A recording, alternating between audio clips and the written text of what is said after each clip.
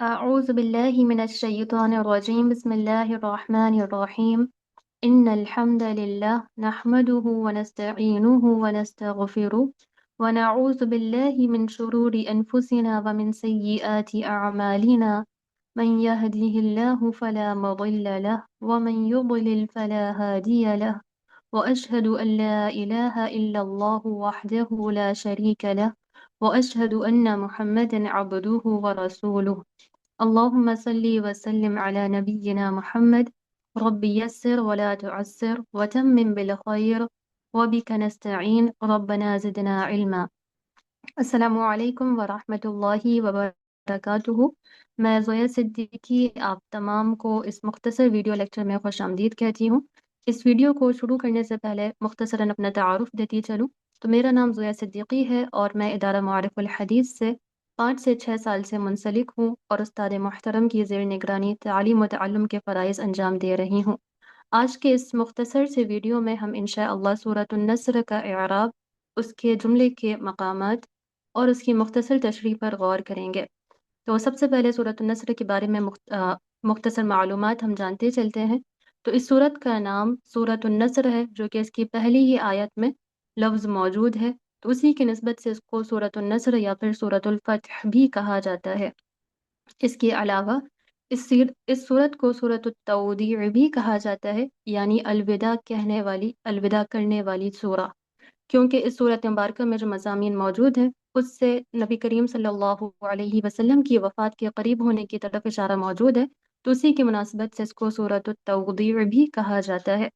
اس کے علاوہ اس صورت میں ٹوٹل 3 آیات مبارکہ ہیں، اور یہ قرآن مجید کی ان مختصر ترین صورتوں میں سے ایک ہے جن میں صرف 3 آیات موجود ہیں، یعنی سورۃ النصر، سورۃ العصر اور اس کے علاوہ سورۃ الکوثر، جو کہ صرف 3 آیات پر مشتمل ہیں، تو انہی میں سے ایک سورۃ النصر بھی ہے۔ اس کے علاوہ اس کے جو نزول ہونے کی جگہ ہے وہ مدنی ہے، یعنی یہ سورت نبی کریم صلی اللہ علیہ وسلم کی ہجرت مدینہ کرنے کے بعد بالکل آخر کے زمانے میں نازل ہوئی۔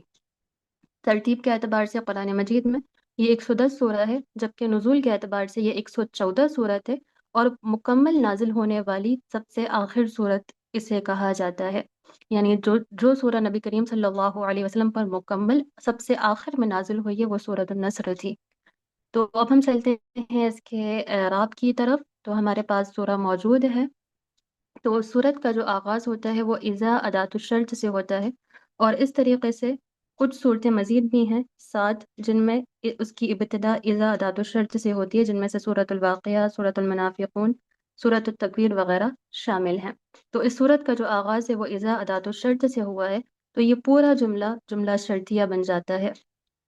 تو اذا ادات الشرط ہے غیر جازمہ، اور اس کے بعد جاء سے لے کر افواجن تک پوری 2 آیات یہاں پہ جملۃ الشرط ہے۔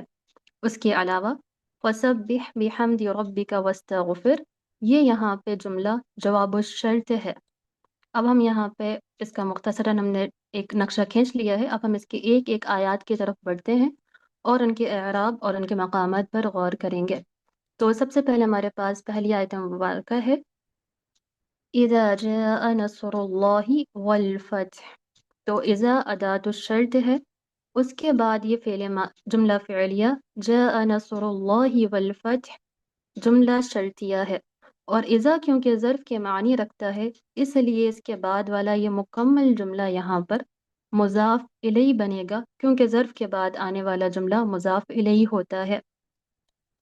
جاء فعل ماضی ہے اور اس کا فاعل نصر اللہ مرکب اضافی ہے، واو حرف عطف ہے اور اس حرف عطف کے ذریعے الفتح معطوف ہو رہا ہے نصر اللہ کے اوپر، یعنی فاعل کے اوپر، اسی لیے اس نے اس کے اعراب کو فالو کیا ہے۔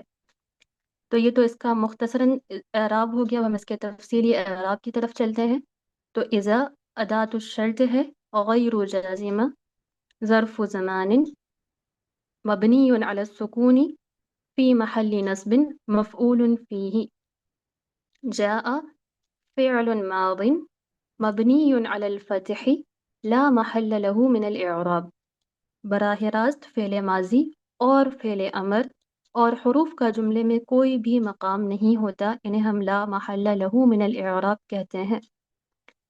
اب نصر اللہ پر اگر ہم آئیں تو نصر یہاں پہ مرفوع ہے اور یہ فاعل ہے، تو ہم اس کا اعراب کریں گے فاعل مرفوع وعلامت رفعه الضمہ، اسم الجلالہ مجرور بالاضافہ وعلامت جرہ الکسرہ، کہ یہاں پہ یہ مجرور ہوا ہے مضاف الیہ ہونے کی وجہ سے، اور اس کے مجرور ہونے کی علامت کسرہ ہے۔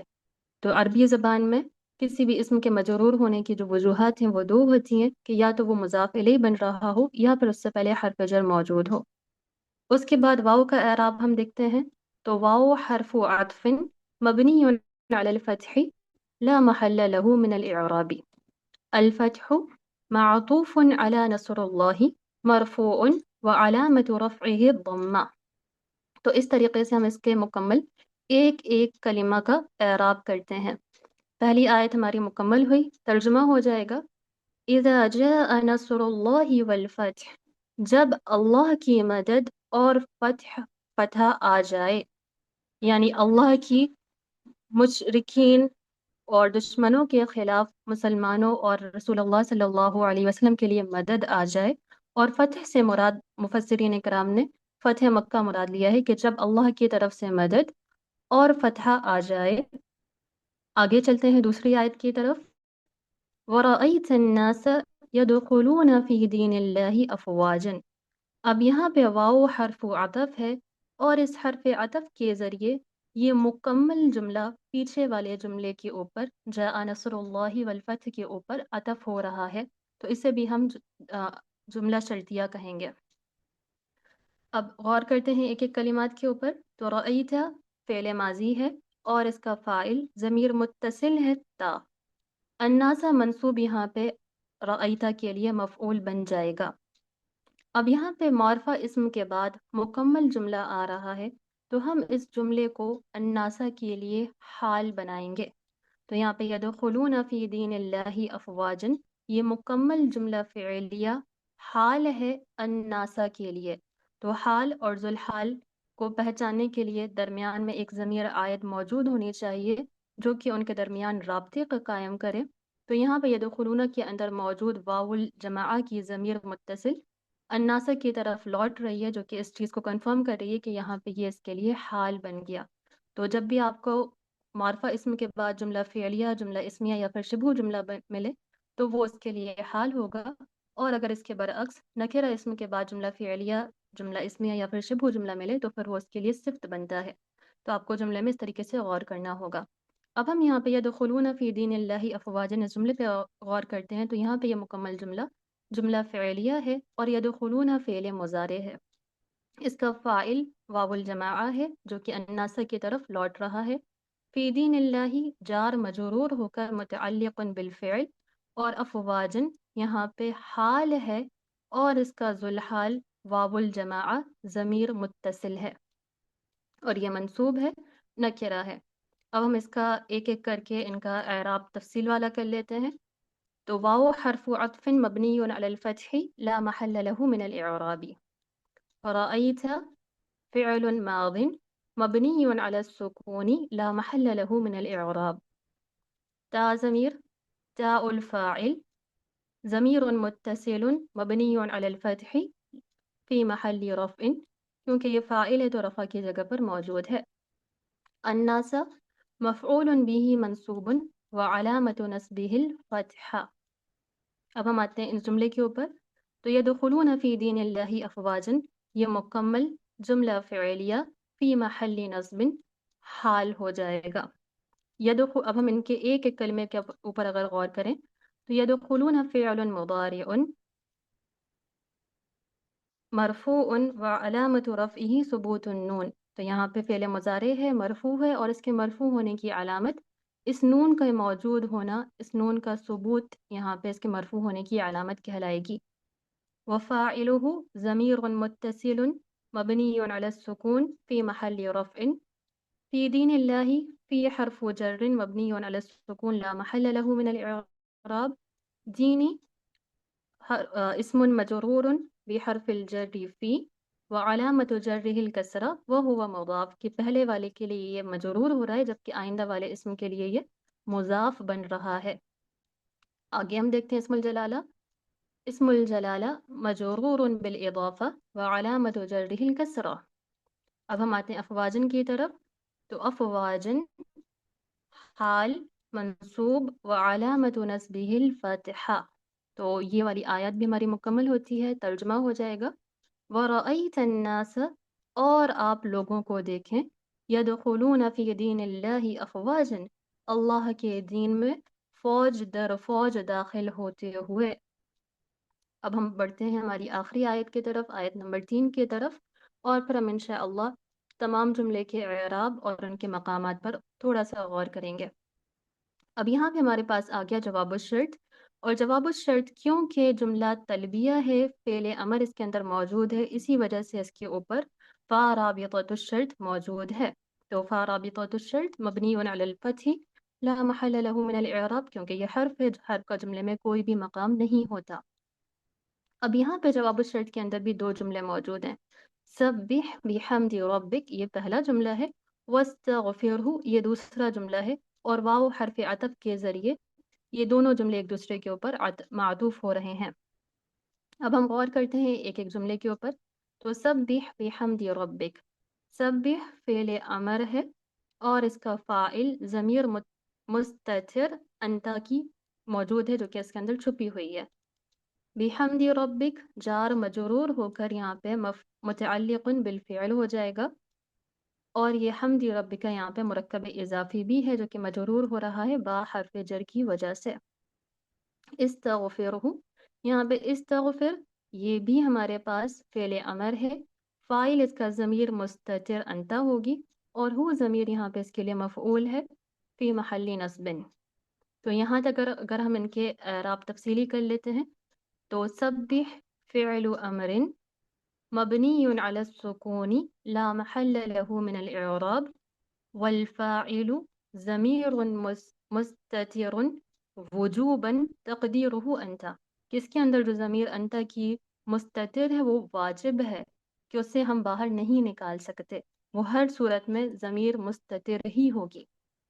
بحمد ربک با حرف جر مبنی علی الکسر لا محل له من الاعراب، حمدی یہاں پہ یہ اسم مجرور بحرف الجر وعلامت جرہ الکسرہ وہو مضاف، ربی اسم مجرور بالاضافہ وعلامت جرہ الکسرہ وہو مضاف، یعنی یہاں پہ پہلے والے کے لیے مضاف الیہ ہو گیا اور اگلے والے کے لیے پھر مضاف بن رہا ہے۔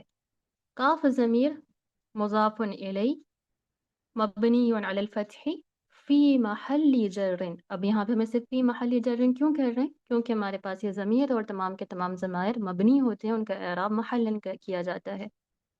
واو حرف عطف مبنی علی الفتح لا محل له من الاعراب، استغفر فعل امر مبنی علی السکون لا محل له من الاعراب، والفاعله ضمیر مستتر وجوبا تقدیرہ انت، اور ہو ضمیر مفعول به منصوب مفعول به فی محل نصب مبنی علی الضم۔ تو یہاں تک اس پورے جملے کا ہم نے اعراب تفصیلی بھی کر لیا اور اس کا مختصراً بھی دیکھ لیا۔ اب ہم آتے ہیں آخر جملے کی طرف، تو انہ کان توابا یہ جملہ مکمل تعلیلیہ ہے، اور یہاں پہ جملہ اسمیہ ہے، انہ کا اسم اور خبر تلاش کی جائے گی۔ تو انہ کا اسم ہے ہو جو کہ اسم و انہ ہے، فی محلی نصب ہے کیونکہ انہ و خواتها مبتدا کے اوپر داخل جملہ اسمیہ پہ داخل ہو کے مبتدا کو منصوب کر کے اپنا اسم بنا لیتے ہیں، تو یہاں پہ یہ فی محلی نصب کہلائے گا۔ اور کان توابا یہ جملہ فعلیہ اس کی خبر بن رہا ہے، اور اس جملے کے اندر بھی کیونکہ یہ جملہ فعلیہ ہے تو اس کا اپنا اسم اور خبر ہوگا، تو کانا کا اسم ضمیر ہوا ہے اور اس کی خبر منصوب توابن ہے۔ اب ہم اس کے ایک ایک تفصیلی دیکھ لیتے ہیں، تو ان حرف تاکید مبنی علی الفتح لا محل له من الاعراب، هو ضمیر متصل مبنی علی الضم فی محل نصب اسم ان، کانا ہمارے پاس پھر سے فعل ماض مبنی علی الفتح لا محل له من الاعراب، اور اس کا جو اسم ہے وہ ضمیر مستتر جوازن تقدیرہ ہوا، کہ یہاں پہ ہم اس کی جو ضمیر مستتر ہے اس کو جوازن کہیں گے کہ جائز ہے یہ، کیونکہ کسی صورت میں ہوا کی جگہ دوسرا کوئی اسم ظاہر بھی اس کی جگہ اسم آ سکتا ہے پہلے صیغے میں۔ اس کے بعد ہم آتے ہیں توابن کے اوپر، تو توابن خبر کانا منصوب و علامت نصبہ الفتحہ۔ تو یہاں تک ہم نے تمام اعرابی نکات دیکھ لیے ہیں، ان کا ترجمہ دیکھ لیتے ہیں۔ فَسَبِّحْ بِحَمْدِ رَبِّكَ وَاسْتَغْفِرْ، تو آپ اپنے رب کی حمد کے ساتھ اس کی تسبیح بیان کریں اور اس سے مغفرت طلب کریں۔ انہو کان توابا، بے شک وہ بہت معاف کرنے والا، بہت توبہ قبول کرنے والا ہے۔ اب ہم اس کے تمام آیات کا ترجمہ دوبارہ سے دیکھ لیتے ہیں، اور کلمات کے وزن، یعنی اگر کوئی اسم ہمارے پاس مشتقات میں سے تو اس کو بھی غور کر لیتے ہیں۔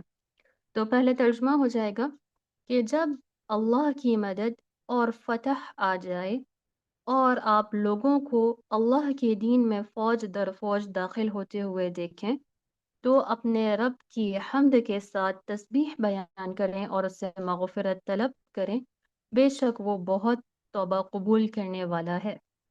تو یہاں پہ ہمارے پاس مشتقات میں سے اسم ہے توابن، جو کہ صیغۃ المبالغہ ہے، فعال کے وزن کے اوپر، اور استغفر اس کا مادہ ہے غین، فا اور را، باب استفعال سے ہے استغفر یستغفر۔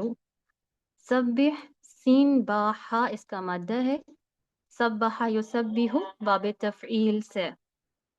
باقی جو ہمارے پاس افعال موجود ہیں یہ تمام ثلاثی مجرد سے ہیں۔ یدخلون دال خالام، دخل یدخل باب نون، رأیت را حمزہ یا مادہ، رآ یرا باب فا سے، اور جاء جیم یا حمزہ اس کا مادہ ہے، جاء یجیء باب ضاد سے استعمال ہوتا ہے۔ اب اس کے اگر ہم جملہ کے اوپر غور کریں تو ہمارے پاس سب سے پہلے جملہ ہے اذا جاء نصر اللہ والفتح، تو یہاں سے جو جملہ شروع ہو رہا ہے جملہ شرطی، تمام کا تمام جملہ ابتدائیہ ہوگا، اور جملہ ابتدائیہ کا جملے میں کوئی مقام نہیں ہوتا۔ دوسرے جملے پہ آتے ہیں جاء نصر اللہ والفتح، تو اذا کیونکہ ظرف ہے اور اس کے بعد والا جملہ مضاف الیہ ہوگا، تو یہ پورا کا پورا جملہ مضاف الیہ ہونے کی وجہ سے فی محلی جر کہلائے گا۔ دوسرے جملے پہ آتے ہیں واو حرف عطف ہے، تو حرف عطف کے ذریعے یہ جملہ پہلے والے جملے کے اوپر عطف ہو رہا ہے، تو اس کے اعرابی اثر کو بھی آگے ٹرانسفر کر دے گا۔ تو رأیت الناس، یہ جملہ معطوف ہو گیا پہلے جملے کے اوپر، اور یہ بھی فی محلی جرن ہے۔ تیسرے جملے پہ آتے ہیں یدخلون فی دین اللہ افواجا، یہ جملہ فعلیہ یہاں پہ الناسا کے لیے حال بن رہا ہے اور حال منصوب ہوتا ہے، تو یہاں پہ یہ جملہ فعلیہ فی محلی نصب کہلائے گا، یہ نصب کی پوزیشن پر، نصب کی جگہ پر موجود ہے۔ آگے دیکھتے ہیں، آگے ہمارے پاس جملہ ہے سبح بحمد ربک واستغفر، تو یہ دونوں ہی جملے کیونکہ جواب الشرط ہو رہے ہیں غیر جازم اداۃ الشرط کے لیے، اس وجہ سے ان کا جملے میں کوئی مقام نہیں ہوگا، ہم کہہ دیں گے لا محل لہما من الاعراب، کہ ان دونوں کا جملے میں اعرابی اعتبار سے کوئی مقام نہیں ہے۔ آخر میں دیکھتے ہیں ایک اور جملہ بچا ہے ہمارے سامنے، انہ کان توابا، تو یہ جملہ مکمل جملہ تعلیلیہ ہے، اور جملہ تعلیلیہ کا بھی جملے میں کوئی مقام نہیں ہوتا، لا محل له من الاعراب۔ ایک اور جملہ باقی ہے کان توابا، اب یہ کان توابا جملہ فعلیہ ان کی خبر ہو رہا ہے، اور خبر ان مرفوع ہوتا ہے، تو اس مناسبت سے یہ جملہ فی محلی رفع کہلائے گا۔ تو یہاں تک ہمارا جو اعرابی نکات تھے وہ تمام کمپلیٹ ہوتے ہیں، اور مجھے امید ہے کہ اس کے ذریعے آپ کو کافی چیزیں سمجھ میں آئی ہوں گی۔ رہی بات یہ کہ جملے کا اعراب ہم نے کس طریقے سے پہچاننا ہے، تو اس کے لیے میں آپ کو ریکمینڈ کروں گی کہ ہمارے چینل ادارہ معارف الحدیث کا جو آفیشیل چینل ہے اس پہ استاد محترم کی جانب سے قواعد الاعراب کے جو لیکچرز نئے پوسٹ کیے جا رہے ہیں اسے آپ ضرور فالو کریں، ضرور سنیں، تو اس کے ذریعے آپ کو جملے کے مقام، اس کا اعراب وغیرہ کی پہچان آپ کے لیے انتہائی آسانی ہو جائے گی۔ یہاں پہ مختصراً ہم اس کو دیکھتے چلتے ہیں۔ تو یہاں پہ اصل میں جو موضوع تھا اور جو مضمون تھا ان تمام چیزوں سے اس چیز کا سمجھ میں آتا ہے کہ یہ صورت اس چیز کی طرف اشارہ ہے کہ نبی کریم صلی اللہ علیہ وسلم کی وفات قریب ہونے والی ہے. یعنی نبی کریم صلی اللہ علیہ وسلم کا دنیا میں رہنے کا جو مقصد تھا اور آپ علیہ الصلاۃ والسلام کی بعثت کا جو اصلی مقصد یعنی تکمیل دین تھا وہ اب مکمل ہو چکا ہے. تو اب سفر آخرت قریب ہے، نیز اس کی تیاری کریں اور اپنے رب کی حمد خوب بیان کریں اور اس سے مغفرت طلب کریں. یقیناً اللہ رب العزت بہت زیادہ توبہ قبول کرنے والا ہے. اس کے علاوہ بعض مفسرین بعض روایت سے اس چیز کی طرف بھی ہمیں دلیل ملتی ہے کہ نبی کریم صلی اللہ علیہ وسلم اس صورت کے نزول کے بعد بہت زیادہ کثرت کے ساتھ سبحانک اللہم و بحمدک استغفرک و اتوب الیک ان کلمات کا اہتمام کیا کرتے تھے اور عبادات میں بہت زیادہ جدوجہد و مشقت اٹھایا کرتے تھے. تو یہاں پہ ہماری آج کی سورہ مکمل ہوتی ہے. انشاءاللہ پھر ملاقات ہوگی. سبحان اللہ و بحمدہ سبحانک اللہم و بحمدک اشہد ان لا الہ الا انت استغفرک و اتوب الیک. سبحان ربک رب العزت عما یصفون وسلام علی المرسلین والحمد للہ رب العالمین. السلام علیکم ورحمۃ اللہ وبرکاتہ.